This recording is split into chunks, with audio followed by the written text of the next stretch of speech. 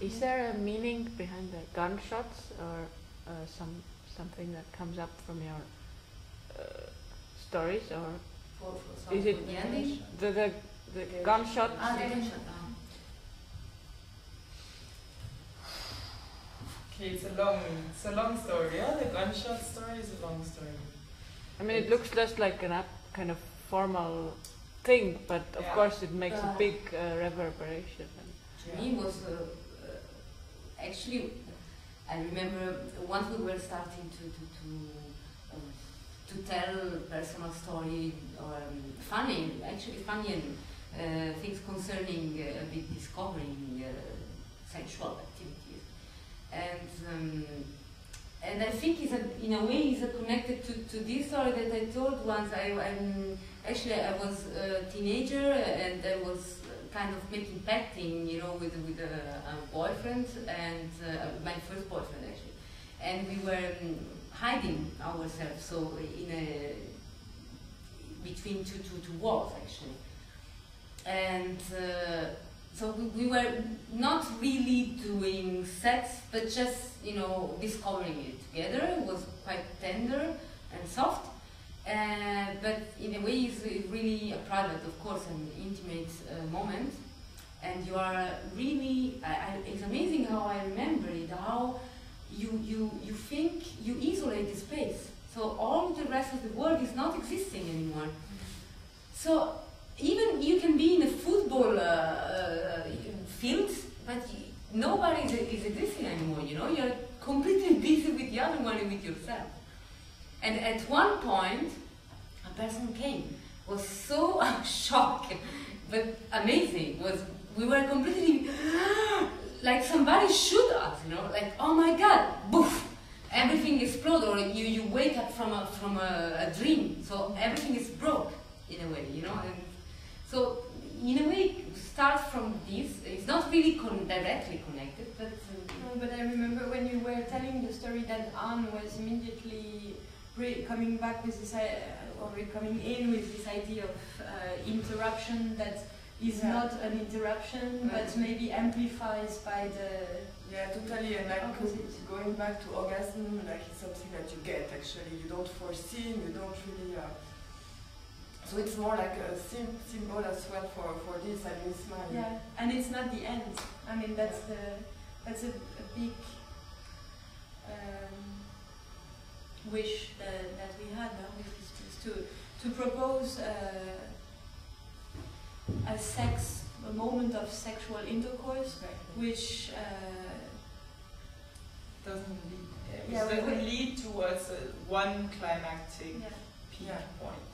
In a way, these shots, I mean, it was this kind of combination of the orgasm, like the interruption that happens. But you never stop. No, we never stop. So it's also, in a way, it's of course also dramaturgical. So it's a mix between the. It's given, it's for you. Because we cannot. I mean, we know that it will come, so it's much more. I mean, it's a bit. So it continues even after it's over. Yeah.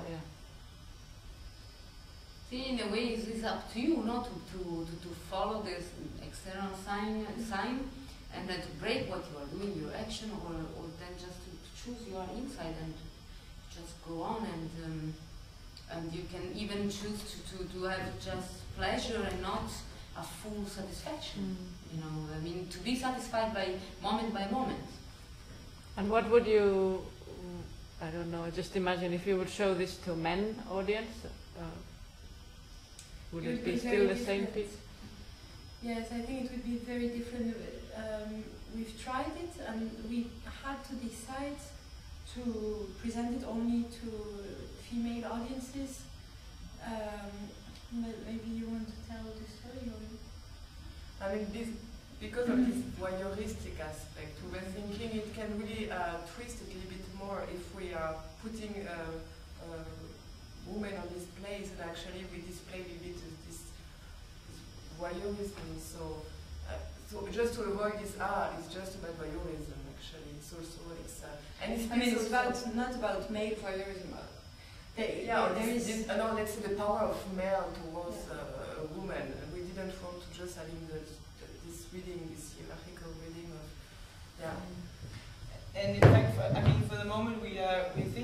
restaging, because of course, I mean, it brings up all these questions about the male gaze, the female body, objectification, and so on. And in fact, it's not what we are busy with. So now we are speaking about whether or not we should actually restage it, so make a male cast who could. So because the piece is actually about something else. Yeah. It's actually about getting rid of these voyeuristic structures. Yeah, it's about absorption. It's about complicity, and the sensual.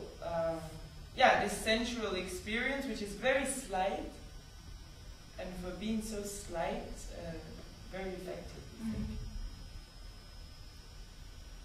But how is it for you to be part of a women-only audience watching female sex? No, it's definitely. I couldn't imagine to be sitting here with men, but it does disturb me when they are hunting or shouting in the back. Mm-hmm. Yeah. But yeah, I agree. It's it's not about voyeurism. It's something much more to do with an energy that is not just for sex, but it's also for life. I think. Yeah. And it's also not really only female or male. But maybe what we could do is that because I'm wondering about this, so we are women having made it. Obviously, so it's based on our experiences and our stories, and I'm wondering, like, if we would redo the piece on men, like, how would we do it? Because obviously it's not about copying, the images we used, it's not, so I'm wondering if we could actually make a kind of score or a kind of thing where we would describe the process. Yeah, the way we did it, and that it can actually be redone, so that we also don't. It can be redone by men, or we can give it even specifically to be redone. We have demands. So some friends of ours, men, to whom we've been talking, because they haven't seen the piece, but they've heard about it, already expressed interest in this. And Générique, Austrian artist group, boys artist group, men artist group, is interested in his daughter. We can stop soon. Actually, it's like already 24 minutes. Well, I mean, there are demands, and so we are discussing. We for now we are only speaking to them about the experience and the process, so they are following the process. It's true that we should really think a little bit on our own to structure or to abstract a structure of work for them to take. So rather than starting to empathize like they do very much already, and kind of copy our process. Well, thank you very much.